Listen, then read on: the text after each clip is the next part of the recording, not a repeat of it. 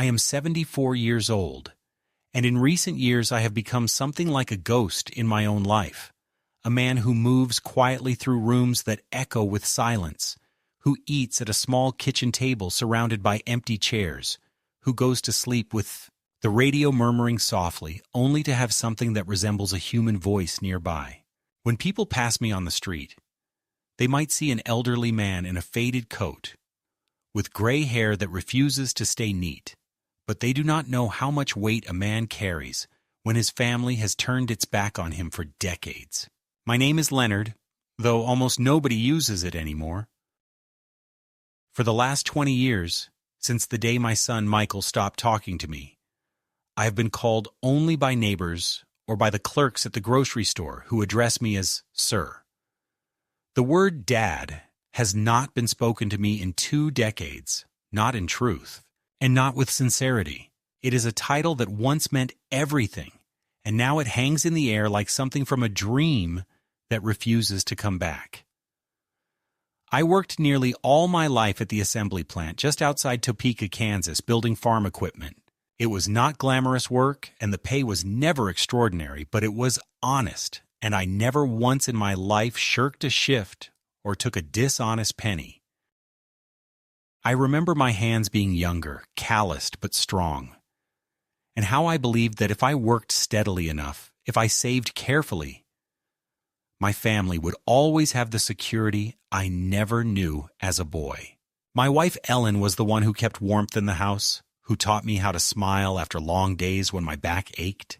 We raised Michael under that roof, watched him learn to ride a bike in the cracked driveway, listened to him slam doors as a teenager when he was angry, and stood at his high school graduation with pride, even though the sun burned mercilessly that afternoon.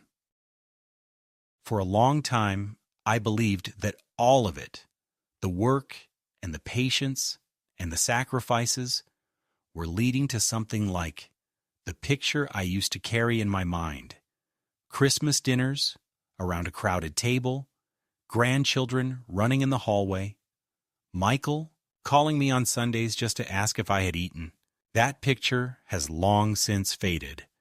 The truth is that Michael left my life over something as ugly as money.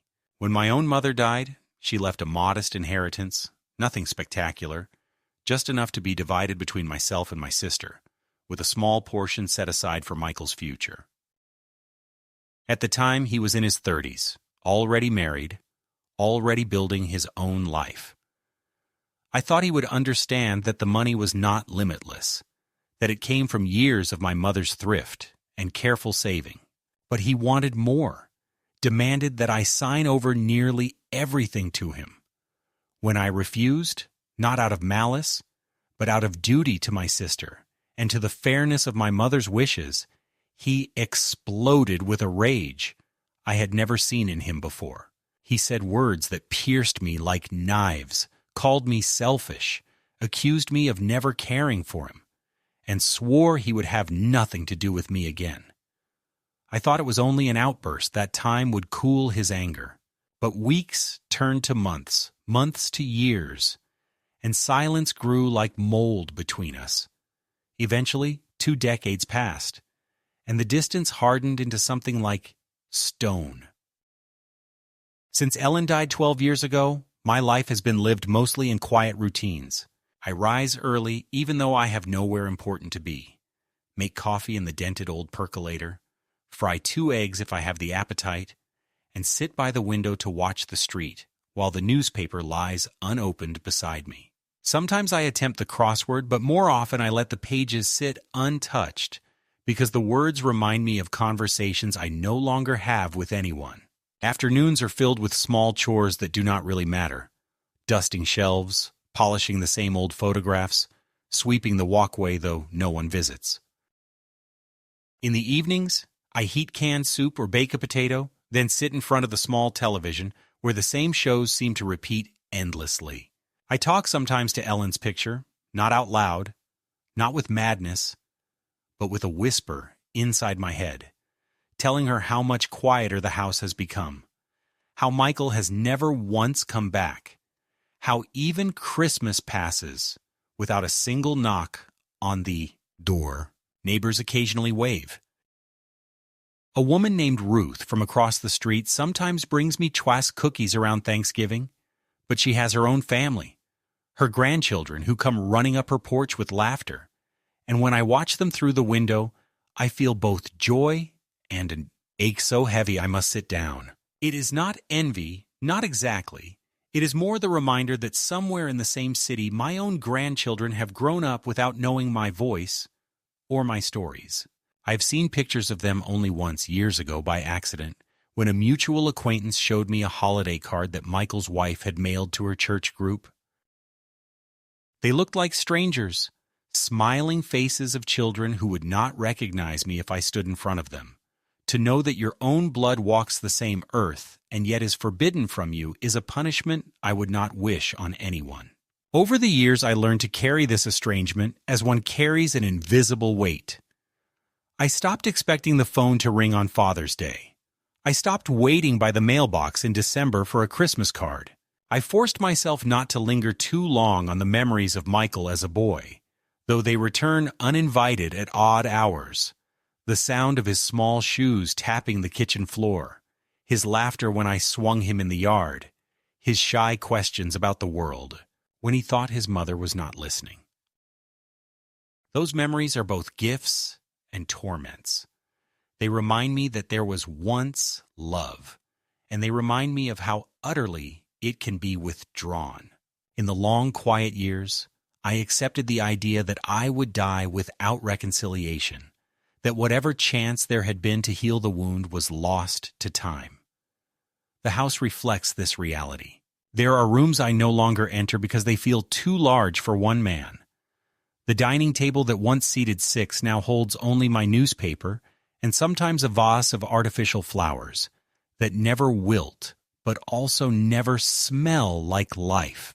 Upstairs, Michael's old room still exists with a baseball glove in the closet and a faded poster on the wall. But I keep the door closed because entering it is like tearing open a scar. Even the holiday decorations remain in boxes in the attic.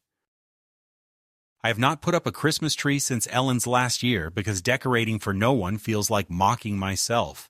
The radio, with its soft hum and occasional crackle, is the only company I allow.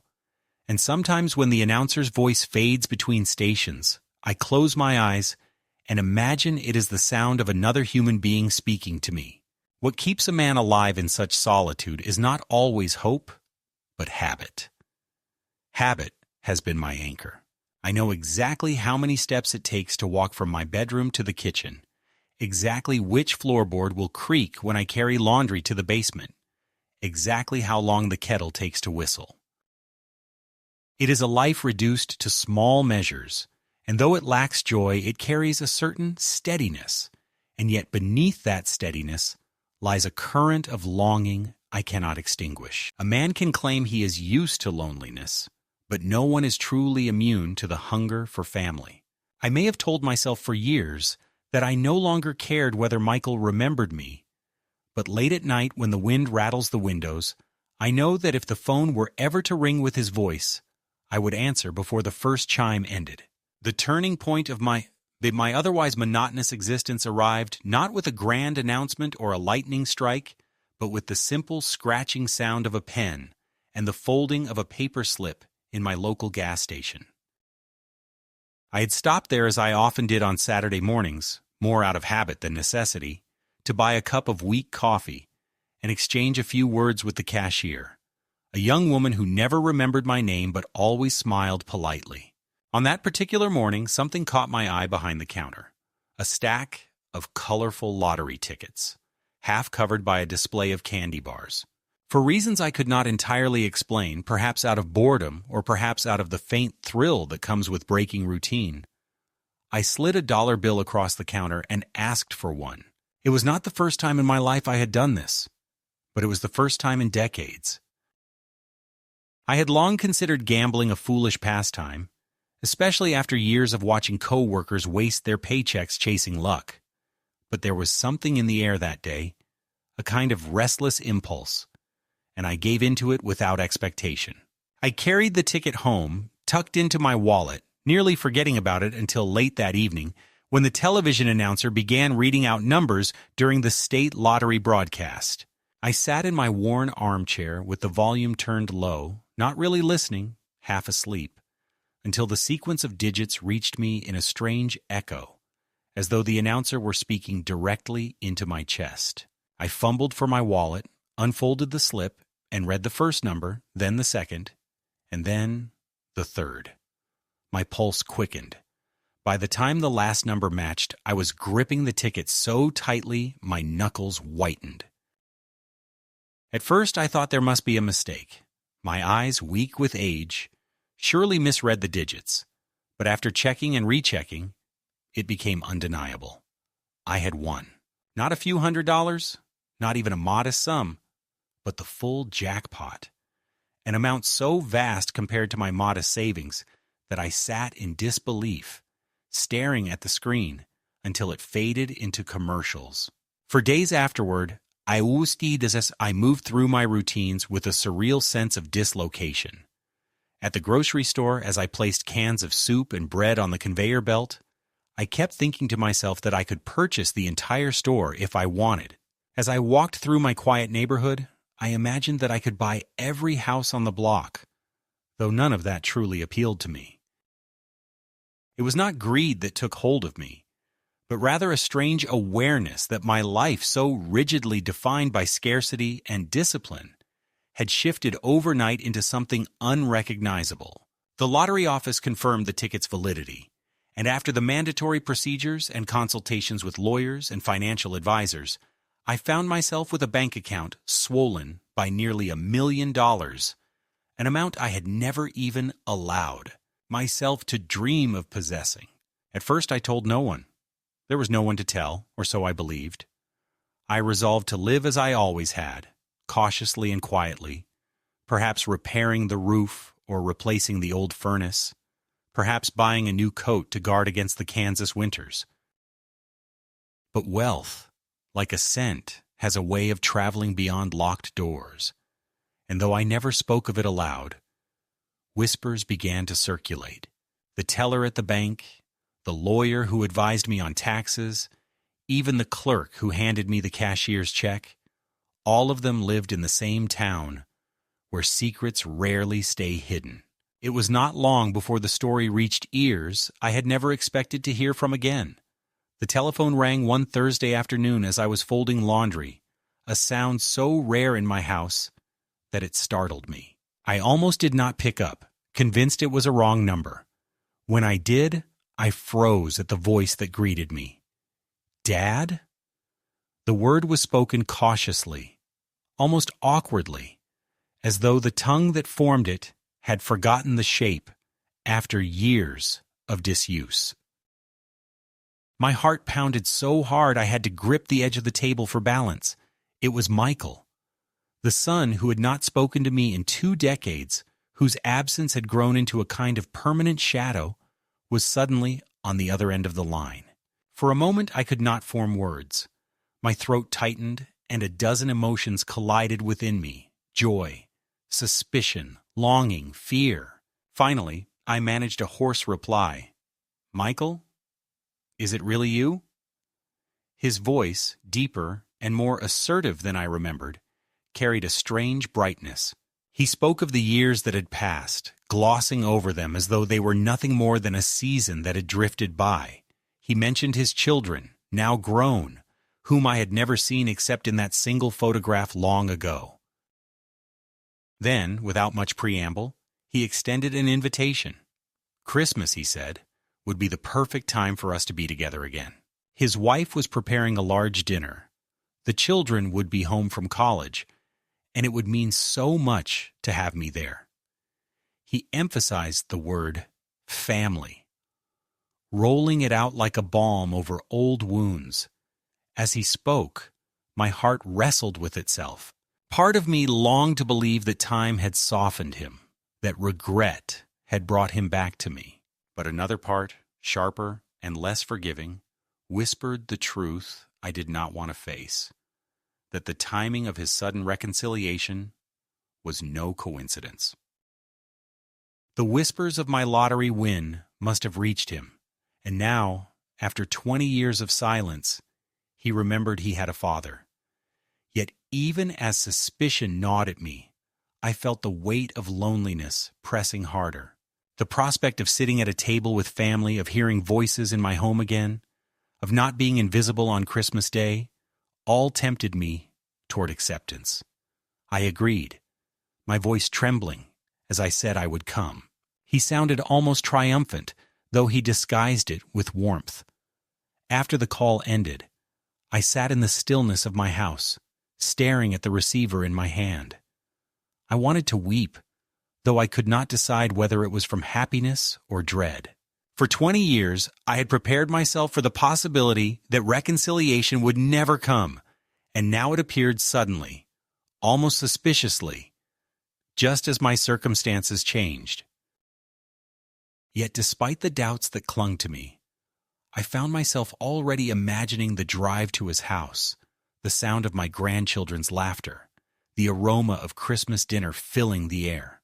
I told myself it was a second chance, even as a voice deep inside insisted it was something else entirely.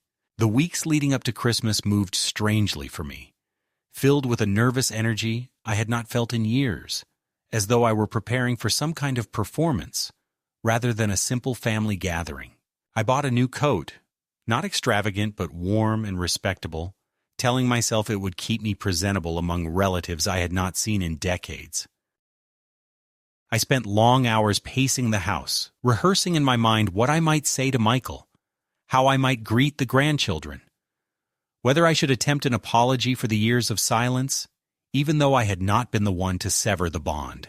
I imagined Ellen standing beside me, whispering that I should be patient, that I should take what was offered, even if it came too late. Yet every time I tried to picture a joyful reunion, there was a hollow place in my chest that refused to be filled, a nagging suspicion that the sudden invitation was too neatly aligned with my change of fortune to be mere coincidence. Still, hope is a stubborn thing in the heart of a lonely man, and by the time the morning of Christmas Eve arrived, I found myself driving with trembling hands toward my son's home, carrying a bottle of wine and a tin of cookies as peace offerings, my pulse hammering with a mixture of dread and anticipation. Michael's house was larger than I expected, a broad suburban home with 2 stories, a wreath on the door, and lights strung neatly along the roofline. It radiated a kind of affluence that surprised me, though perhaps it should not have. After all, 20 years is a long time in which to build one's fortune. Still, there was something in the sharpness of its presentation, the polished driveway with 2 late-model cars gleaming in the cold air, that made me feel small before I even stepped inside. I rang the doorbell and waited, clutching the tin in my hand, rehearsing my smile. When the door opened, Michael stood there in a sweater that looked expensive, his hair graying but still thick, his face more lined than I remembered, yet still carrying that same resolute jaw that once turned stubborn against me. He greeted me with a hug that felt more staged than sincere, firm but slightly too brisk, as if a camera were recording it somewhere behind me. Inside, the house smelled of roasted meat and cinnamon, a feast in preparation, and voices drifted from the kitchen where his wife, Linda, offered me a polite smile, but no embrace, her eyes scanning me as though to measure how frail I had become.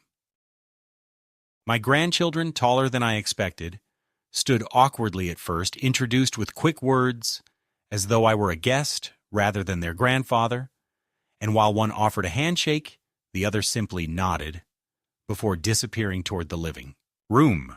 I tried not to let the coldness pierce me, but it was there, just beneath the veneer of hospitality.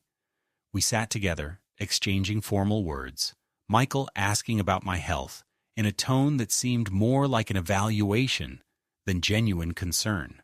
He repeated questions, asking whether I had been managing bills, whether the house was too much for me alone, whether I had thought of selling and moving somewhere smaller, questions that might have been reasonable in any other context, but which now carried a faintly predatory edge, as though he were probing not my well-being, but my financial landscape. At dinner, the conversation turned oddly toward inheritance and aging. Not in blunt terms, but in veiled suggestions that hovered just above the surface.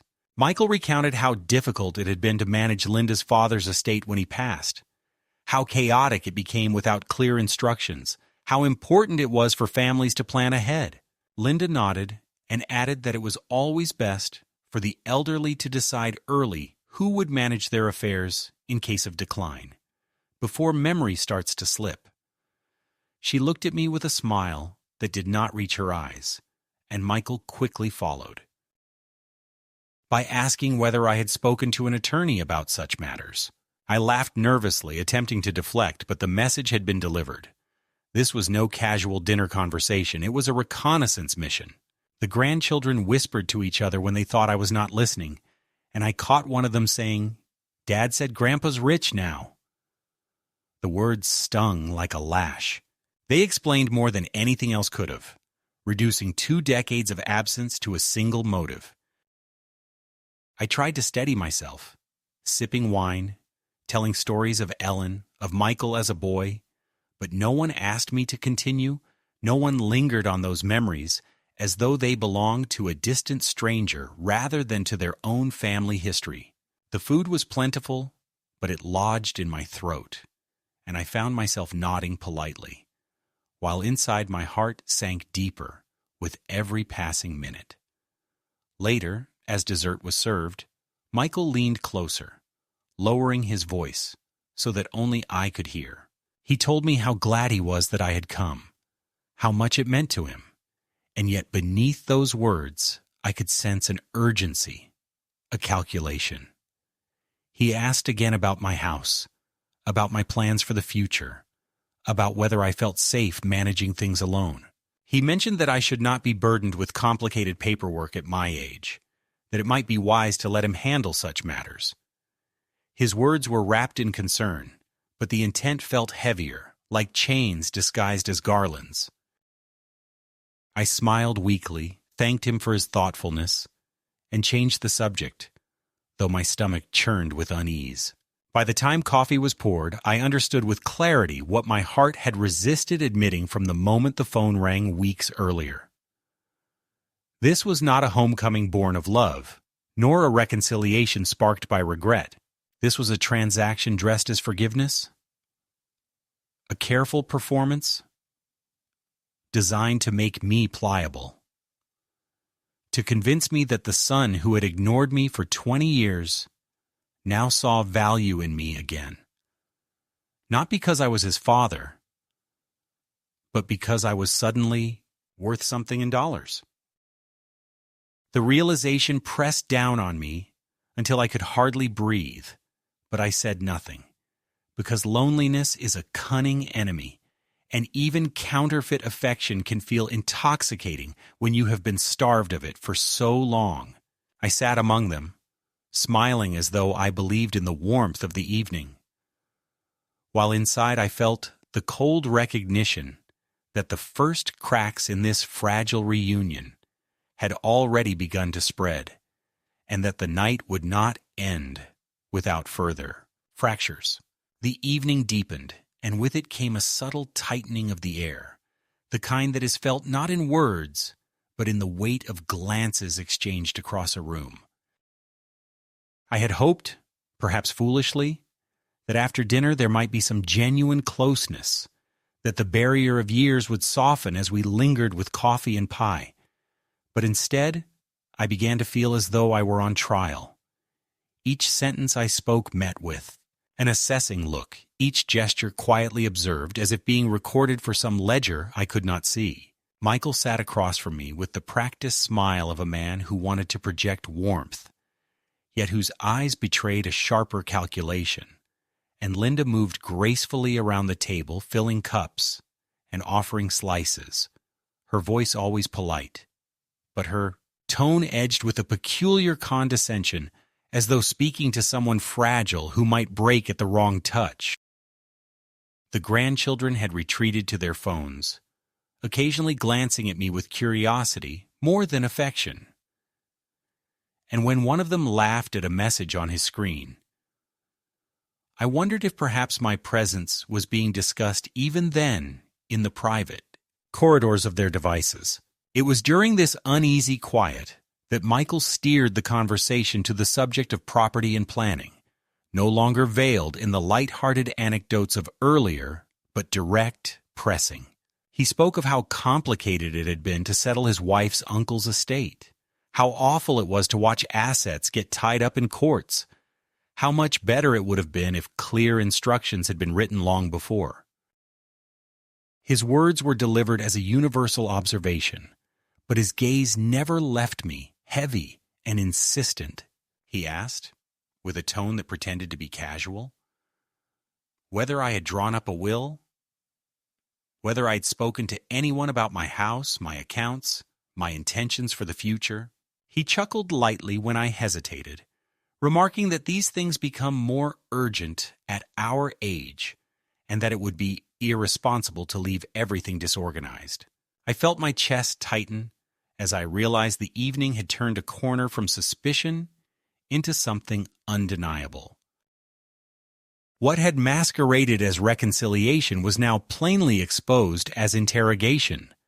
The dinner a stage for Michael to confirm what he wanted to know: how much I had, what I planned to do with it, and whether he would be written into the script of my final years. The air seemed to grow colder, though the fire crackled in the hearth, and I struggled to maintain composure, to respond without anger, but my voice shook as I told him I had not made firm plans, that I was in no hurry to think of death. He smiled at that, shaking his head as if I were being childishly stubborn, and Linda touched his arm with a look of encouragement, whispering that I ought to think of the family, that surely I wanted to protect them from confusion.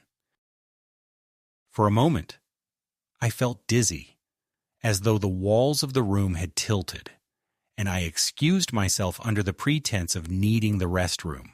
In truth, I sought air, a reprieve from the suffocating weight of their scrutiny, and I slipped out the back door onto the porch, where the night was sharp with winter chill. Snow dusted the ground, glittering beneath the streetlights, and I stood there, with my breath rising in pale clouds, gripping the railing as though it were the only solid thing left. Inside, I could still hear faint laughter, the clinking of plates, but out here I allowed myself to sag beneath the knowledge that the reunion I had long dreamed of was nothing more than an illusion, a carefully constructed play in which I was both guest and target. As I stared into the darkness, I remembered the night Ellen and I first brought Michael home from the hospital, how tiny he had been in the crook of her arm, how we had whispered promises to protect him, to love him, to never let him feel unwanted. That memory cut deep now, because standing on his porch, invited not as a father, but as a bank account in human form, I realized those promises had been kept only on one side. When I finally returned inside, the atmosphere had shifted further, the children gone to bed. The adults gathered in the living room where the conversation turned openly to finances. Michael spoke of his mortgage, of the costs of tuition, of how difficult it had been to maintain the lifestyle they had built. And though he never explicitly asked for money, the implication sat heavy in every pause. Linda leaned forward with her polite smile, suggesting that family ought to help one another, that my sudden good fortune could be used to strengthen bonds that had frayed. I sat silently, nodding where expected, but inside I knew with a clarity that could no longer be avoided. This was not reconciliation. It was exploitation, and the stakes were higher than sentiment. That night, lying awake in the guest room they had prepared for me, a room neat but impersonal, I stared at the ceiling and confronted the truth I had resisted for weeks. My son had not invited me back into his life out of love or regret. He had done so because word of my wealth had reached him, and he saw in me an opportunity.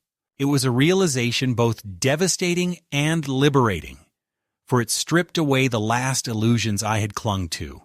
There would be no genuine healing here, No restoration of the bond I once believed unbreakable.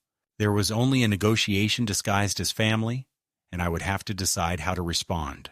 The next morning, the house was filled with the scents of breakfast. Coffee, bacon, toasted bread. But beneath the domestic comfort, there was a tension so taut it seemed to hum in the walls. I came downstairs slowly, my joints stiff from a restless night spent turning over the same realization again and again, that I was not here as a father welcomed home, but as a man whose fortune had suddenly made him valuable. Michael greeted me with a brisk cheerfulness that felt rehearsed, clapping me on the shoulder as though we had shared a night of laughter rather than an evening thick with veiled interrogations. Linda poured me coffee without asking how I liked it, pressing the cup into my hands with a smile that seemed almost maternal in its surface gentleness, but patronizing in its undertone, as though I were already incapable of pouring for myself. I sipped and said nothing, watching the way Michael scanned me with quick glances, studying whether I looked tired, whether my hand trembled, whether I seemed confused, as though he were building a case in his head that I was no longer fit to manage my own life. The grandchildren entered in pajamas, yawning, carrying their phones, barely acknowledging me, though one of them gave me a curious glance that lingered longer than the others. I wondered if in some private corner of their hearts there was still room for something genuine, or if the lessons of distance and whispered comments about my wealth had already hardened them against me. We sat at the table, the four of us, and the conversation began again almost immediately, circling back to the subject of planning for the future, of making life easier, of ensuring that family assets did not slip away into the hands of strangers. Michael told me, with the confidence of someone who believed he had the right to direct me, that he had spoken with an attorney about setting up a trust, that it was the wisest thing for men my age, that I ought to sign over certain responsibilities. Now, before things became more complicated, his tone was light, but the insistence was unmistakable, and Linda reinforced it by telling me that it was what her father had done, and how smoothly everything had gone as a result. I felt my stomach turn as I realized they had prepared for this conversation long before I even set foot in their house. The dinner the night before had been the opening act, a gentle probing, but now they moved with more confidence, presenting their ideas as if they were foregone conclusions. Michael even slid a folder across the table, papers neatly arranged inside, telling me it was nothing binding yet, only drafts for me to look over. But I could see the hunger in his eyes as he urged me to open it. I placed my hands flat on the cover and did not look inside. I told him I would consider it, that I would take my time, that there was no urgency. He smiled tightly, masking his irritation, and Linda changed the subject with forced brightness. But the message had been delivered. They were no longer content to hint. They were making their demands clear. The day unfolded with a series of small humiliations that cut more deeply because they were disguised as care. Linda insisted on accompanying me whenever I moved from one room to another, asking if I needed help with the stairs, reminding me to take my pills though I had not asked her, suggesting I lie down for a nap as if I were a child overstimulated by company.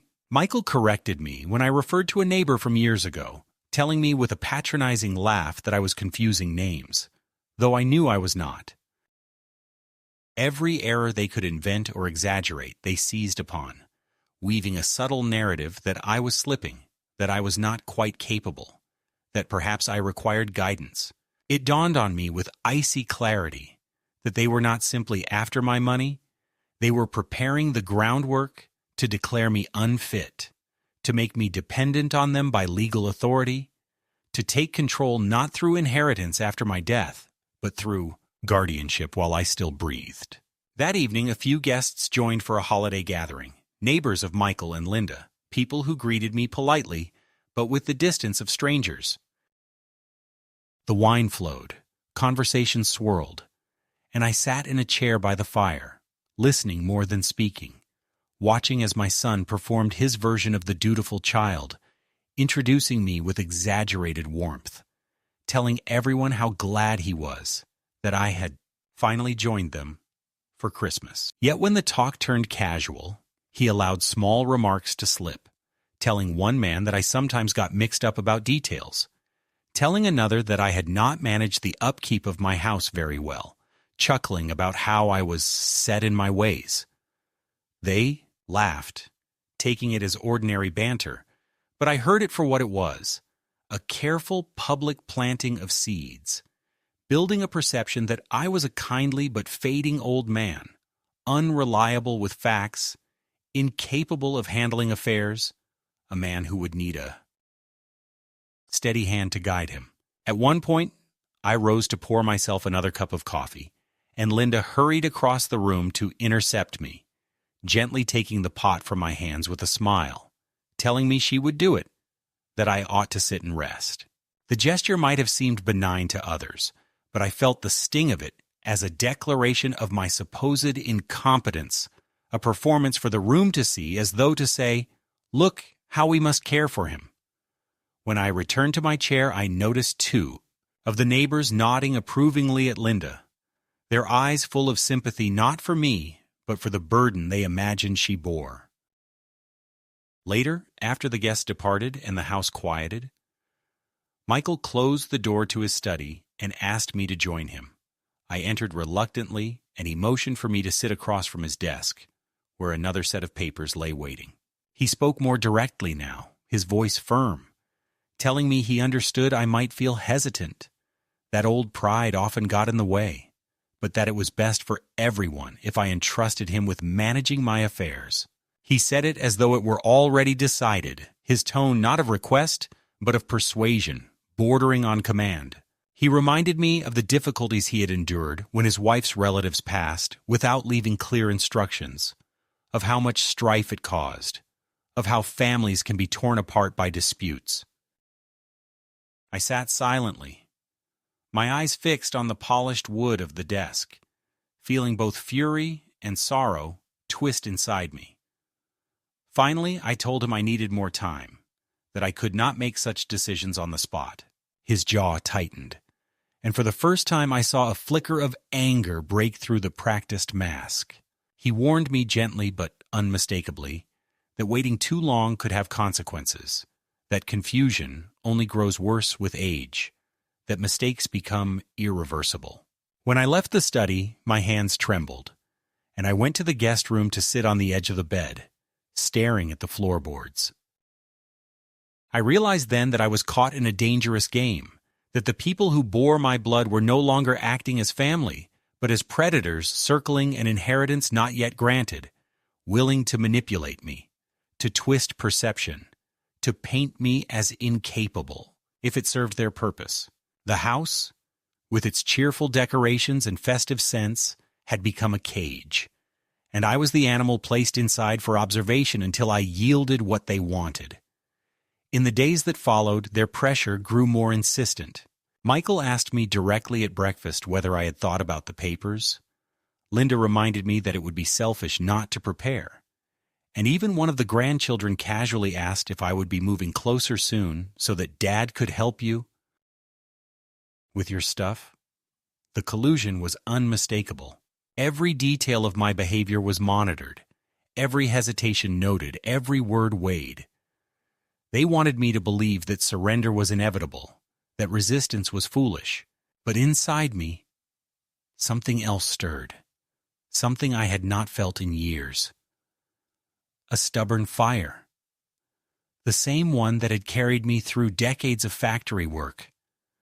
The same one that had allowed me to endure 20 years of silence without completely collapsing. I realized that though they saw me as weak, as pliable, as desperate for affection, they had underestimated the resilience that loneliness forges. On Christmas night, as the family gathered once more around the table, I sat among them with my heart pounding, watching as Michael reached again for the folder of documents he wished me to sign. Linda spoke with a soothing tone about how this would make things easier, how I would no longer have to worry, how they would take care of everything. The grandchildren looked on, more interested in dessert than in my answer, but I knew the moment was decisive. They believed they had cornered me, that I would yield at last under the combined weight of their persuasion.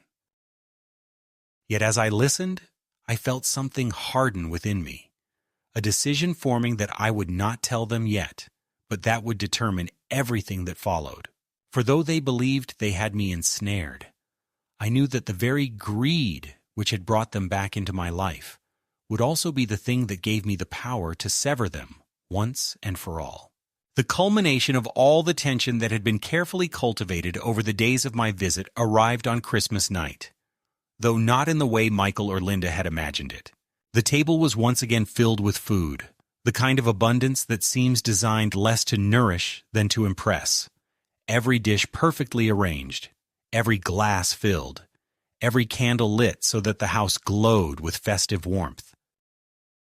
Laughter came easily to the others, but for me it sounded hollow, as though the cheer existed only on the surface, a performance for the occasion.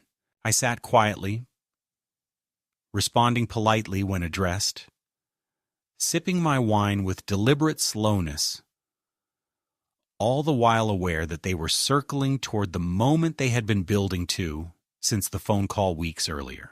My heart pounded with a strange mixture of dread and determination, because I knew that what was about to happen would define the rest of my life, whether I remained their captive or freed myself from their grasp once and for all. After dessert was cleared, Michael leaned back in his chair with the practiced ease of someone who believed the stage was set. He thanked everyone for coming, raised his glass in a brief toast to family, then turned his gaze directly to me, his expression one of solemn care, though I could see the eagerness flickering in his eyes. He spoke of how wonderful it was to have me there, how meaningful it was to be reunited after so many years, and how important it was not to lose sight of what truly mattered. His words, though cloaked in affection, carried the unmistakable cadence of an introduction to the subject that had consumed him since my arrival, and indeed within moments he pivoted to it, telling me gently but firmly that the time had come to make decisions, that nothing would be more tragic than to allow the confusion of the future to undo the harmony of the present. Linda, seated at his side, placed her hand upon his as if in support, her smile serene and maternal, her voice soft as she spoke of responsibility, of clarity, of the peace of mind that comes with knowing everything is in order. She told me that she and Michael had discussed it at length, that they wanted to relieve me of the burdens that came with property, with finances, with legalities, that I deserved to enjoy my remaining years free of such worries. She gestured to the folder that had been set discreetly beside Michael's chair, and though she did not touch it, the implication was as sharp as if she had shoved it across the table toward me. I looked at the faces around me, at the grandchildren who watched in bored silence, barely comprehending the significance of the exchange, at Michael, who leaned forward now, urging me with his gaze, at Linda, whose eyes gleamed with certainty that they had worn me down enough to secure my compliance. The room seemed to close in, the walls pressing tighter, the air heavy, my pulse hammering in my ears. For a long moment I said nothing, letting the silence stretch, and I could sense their impatience growing, their confidence that I was wavering. But then, with deliberate calm, I reached into my coat pocket and placed a thick envelope on the table in front of me. They froze, eyes fixed on it, and for a moment I saw triumph flash across Michael's face, as though he believed I had already done what he wanted, that I had brought the very documents he had been pressing for, perhaps even a will already written. His hand twitched as though to seize it, but I held up my palm and told him to wait. Slowly, with all eyes upon me, I pushed the envelope toward him, and with a voice steady despite the tremor in my chest, I said that inside he would find the answer to all his questions. His fingers fumbled slightly as he opened it, pulling out the sheaf of papers within, but as his eyes scanned the words, the expression on his face changed from eager expectation to shock, and then to anger. What he held in his hands was not a will naming him sole heir, nor a trust granting him control of my estate, but a signed statement prepared by my attorney weeks earlier, one that declared in explicit legal language that the majority of my wealth, including the winnings from the lottery, would be placed in a charitable foundation dedicated to supporting community libraries and local schools, with only a modest portion reserved for my own care. Furthermore, it contained a clause explicitly excluding him from any direct claim to the money, citing estrangement of more than 20 years and lack of filial responsibility. It was not merely a denial of what he wanted. It was a deliberate closure of the door he had worked so hard to force open. The silence that followed was so profound I could hear the clock ticking in the hall. Michael's face reddened, his jaw tightening as his eyes burned into me with disbelief and fury. Linda's composure cracked, her polite mask slipping as she gasped, demanding to know what this meant, how I could do such a thing. The grandchildren looked from one face to another, confused, uneasy, aware at last that something monumental was occurring. I took a slow sip of wine, placed the glass carefully down, and spoke in a voice that was calm but unyielding. I told them that I had come here hoping, despite all reason, that perhaps time had changed things, that perhaps there was still love left between us, but what I had found instead was a hunger so naked it had stripped away the last illusions. I told them that I would not be manipulated, that my life's worth was not measured in dollars, and that the fortune I had stumbled upon would not become the chain by which they sought to bind me. Michael slammed the folder shut, his voice rising, as he accused me of betrayal, of cruelty, of abandoning family for strangers. Linda's words cut sharper, accusing me of selfishness, of destroying the future of my own grandchildren. I listened, but their fury washed over me without breaking the resolve that had hardened inside me. I told them quietly that family is not built on inheritance, that love is not proven by signatures on documents, and that the years of silence had already testified to where their hearts truly lay. They demanded explanations, they shouted, but I remained seated, steady, watching as their performance collapsed into raw anger. Finally, when their rage had exhausted itself into bitter silence, I rose from the table, took my coat from the back of the chair, and told them that this was the last time I would sit at their table. I thanked them for the meal, wished them a Merry Christmas, and with deliberate dignity walked to the door. Behind me I heard Linda's choked sobs, Michael's muttered curses, the grandchildren whispering in confusion, but I did not turn back. Stepping into the cold night air, I felt the sting of winter on my face, but also a strange warmth within, the warmth of a man who had chosen dignity over surrender, who had refused to be used even at the cost of blood ties. For the first time in many years, I felt the weight in my chest lift, not because I had regained my family, but because I had finally let go of the illusion that they had ever intended to return to me. The walk from their house to my car felt longer than it was, as though each step was carrying me, not only away from the porch lights and the muffled voices inside, but also away from 2 decades of yearning that had held me captive. The night was crisp, the snow crunching beneath my shoes, and when I reached the car and closed the door, I sat for a long moment in silence, gripping the wheel, listening to the echo of their shouts still ringing faintly in my ears. My hands trembled, but it was not from weakness. It was from the surge of release that coursed through me, the strange mixture of sorrow and relief that comes when the truth, however brutal, finally stands naked and undeniable. I had not regained a son that evening, but I had regained myself, the part of me that had long been shackled by hope, by the desperate hunger for reconciliation, by the illusion that time and money might heal wounds that had long since festered, beyond repair. Driving back through the quiet streets, past houses glowing with holiday lights, and windows filled with families gathered in warmth, I did not feel envy as I once had. Instead, I felt something closer to acceptance. Those lights belonged to others, to lives built on different choices, and I no longer needed to measure my own worth against them. My road was solitary, yes, but it was mine, and it stretched before me now without the heavy weight of false expectation. For years I had clung to the fantasy that one day Michael might return, that one day I might sit at his table as a father again, but the encounter had burned that fantasy away, leaving me with a clarity as sharp as the winter air. In the weeks that followed, I found a new rhythm to my days.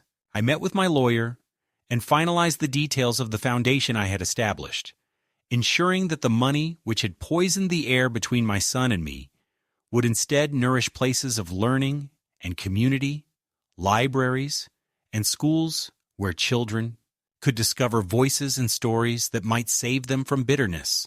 For the first time, writing my name on those papers felt like planting something instead of burying it, and I left the office lighter than I had entered. At home, I cleared out closets, sorted through Ellen's belongings, placed boxes of books and old clothes into my trunk, and drove them to the local community center where volunteers received them with gratitude.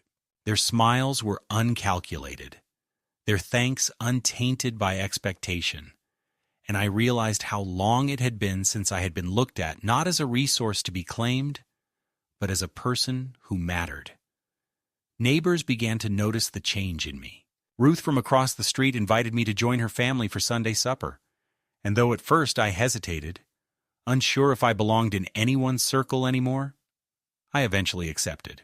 Sitting at her table, surrounded by her children and grandchildren, I laughed at their small arguments and their teasing, not because I mistook them for my own, but because their joy reminded me that family can take forms beyond blood. The emptiness in my house no longer seemed a tomb, but a quiet place I could leave and return to by choice rather than by exile. I even took a small trip, driving to Colorado to see the mountains Ellen and I had once promised each other we would visit again.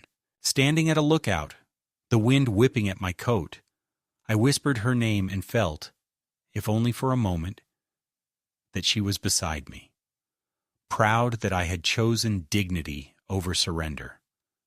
As for Michael, he did not call again. I knew he would not, and I no longer waited for the phone to ring. Perhaps one day he would come to regret the choices he had made, perhaps not, but his path was his own, and I could no longer twist myself into knots over what might have been. The last tie had been cut that Christmas night, and though the severing had been painful, it was also final. And in that finality there was a strange peace. For 20 years I had been both prisoner and supplicant, longing for a reconciliation that never came. But now I stood outside that prison, free to spend my final years not as a man begging for scraps of affection, but as a man who understood his own worth. On the following Christmas, I did not sit alone with canned soup and an old radio. Instead, I volunteered at the community center's holiday dinner, serving plates of food to strangers who smiled at me with gratitude that was simple and uncalculated. Children tugged at my sleeve, asking for stories, and I told them small pieces of my past, careful not to let the bitterness seep through, choosing instead to give them laughter and warmth. When the evening ended and I walked back to my car beneath the glow of streetlights, I felt a quiet satisfaction that I had not felt in years. I had not been restored to the family I once longed for, but I had found something else, a life no longer defined by rejection, but by choice, by the ability to give freely where giving was welcome. And so my story closed not with the fairy tale of reconciliation, but with the harder, truer ending of acceptance. I had lost a son long ago, but in losing him finally and completely, I had regained the dignity of a man who chooses where to place his love, and I knew, as I turned the key in the ignition and the car hummed to life, that the road ahead, though shorter than the one behind, would be mine to travel on my own terms.